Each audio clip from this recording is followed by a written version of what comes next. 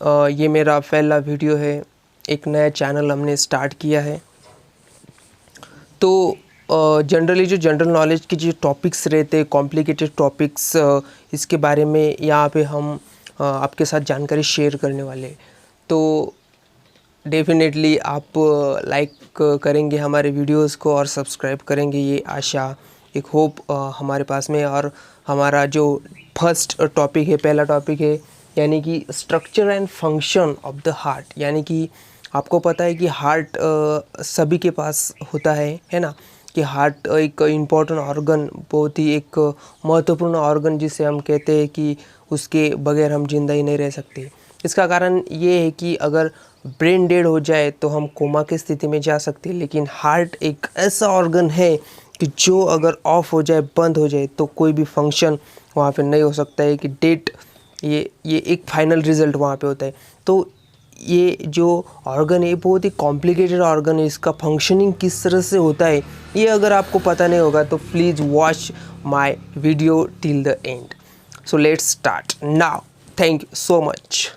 तो देखो, structure and function of the heart की हृदय की रचना व कार्य किस प्रकार होता है, ये हम यहाँ पे अब देखने वाले हैं। ओके, तो सबसे पहले बात करेंगे हम कि फ़िश और मछली, फ़िश मछली ये जो एनिमल्स है, ये बहुत ही सिंपल एनिमल की, इनमें अगर हार्ट देखा जाए तो सिंपल हार्ट होता है, कि उसमें सिर्फ 2 चैम्बर्स रहते हैं। हार्ट में कितने चैम्बर्स रहते हैं उनके पास? सिर्फ 2, एक ऊपर और एक नीचे। ऊपर जो एक चैम्बर रहता है उसको एट्रिया हम कहेंगे, और जो नीचे रहेगा उसको हम वेंट्रिकल कहेंगे। ओके, और उसको हिंदी में एट्रिया को अलिंद कहते हैं और वेंट्रिकल को नीले कहते हैं।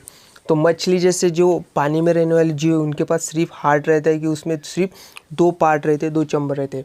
देन जो रेंगने वाले जीव है, जैसे कि सांप हो गए या फिर बेडूक जैसे जो जीव हो गए, उनके पास अगर देखा जाए तो 3 चैम्बर वाला हार्ट प्रेजेंट रहता है। 1 2 3 चैम्बर वाला हार्ट।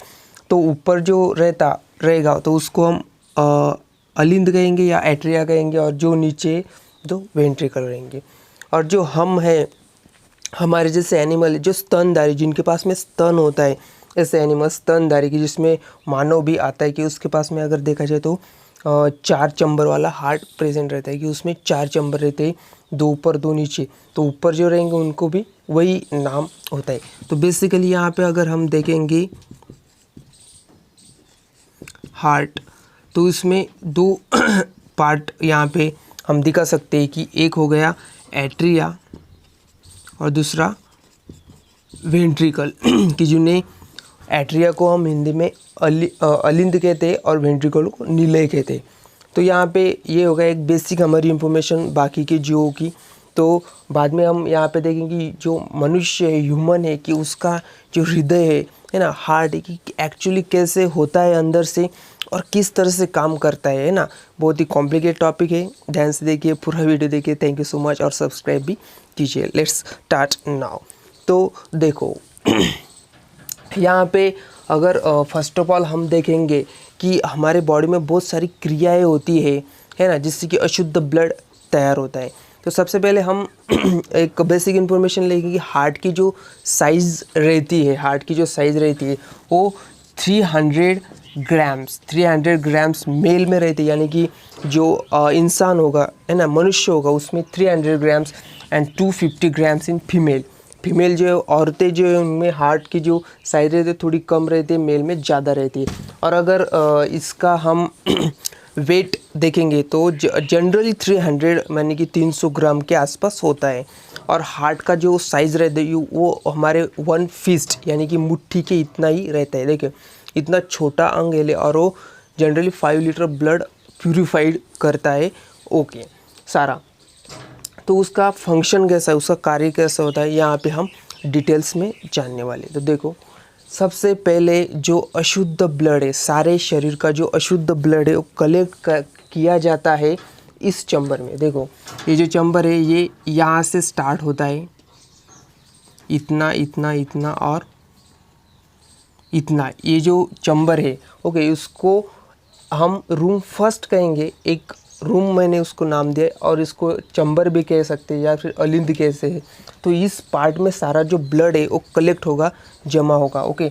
उस और वो महाशिरा यानी कि वेना क्यावा के द्वारा कलेक्ट होगा। देन ये जो सारा ब्लड है ये ट्रांसफ़र होगा नीचे रूम 3rd में, सारा जो ब्लड है ये ट्रांसफ़र होगा।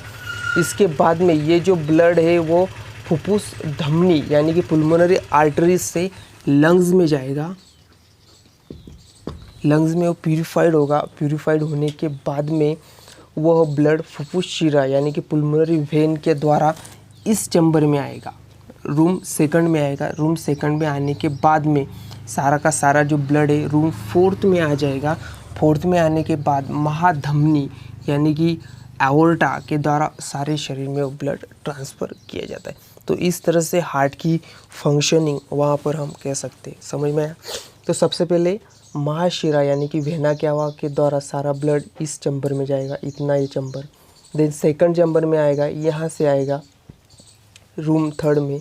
इसके बाद में सारा ब्लड लंग्स में जाएगा, वहाँ पे ऑक्सीजन मिक्स होगा। ऑक्सीजन मिक्स होने के बाद में फुफ्फुस शिरा यानी कि पुल्मोनरी वेन से इस चैम्बर में आएगा।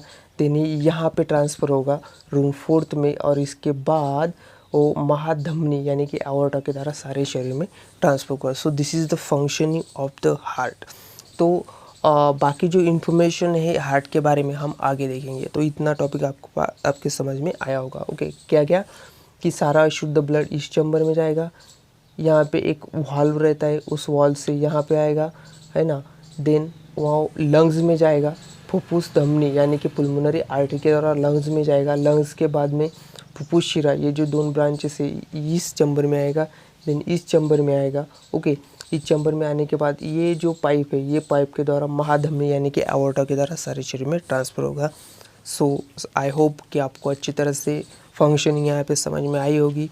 Thank you so much. Please subscribe and like my channel. Thank you.